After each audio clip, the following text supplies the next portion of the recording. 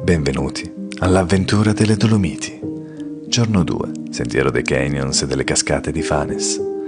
Nella puntata precedente avevo scoperto l'imponente cascata di Fanes. La nostra avventura riprende da qui.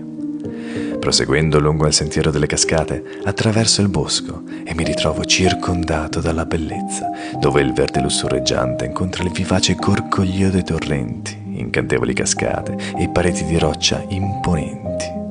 Dopo 14 km di totale bellezza, faccio ritorno alla macchina, dove mi premio con una dissetante ricompensa. Ma la giornata non è ancora finita, così cerco uno spot dove poter rinfrescare le mie stanche membra. Trovato un torrente nelle vicinanze, mi ci immergo e lascio l'acqua gelida rinvigorire il mio corpo e ristorare la mia mente. Del resto, come si può non apprezzare un bagno con tale vista? Fatto questo, decidiamo di accamparci per la notte.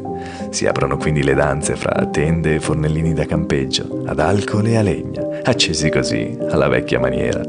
Fra una risata e l'altra, il cibo non manca, l'allegria neanche. Così ammiriamo le fiamme seducenti danzare per noi, lasciandoci ipnotizzare dal loro bagliore prima di abbandonarci al sonno.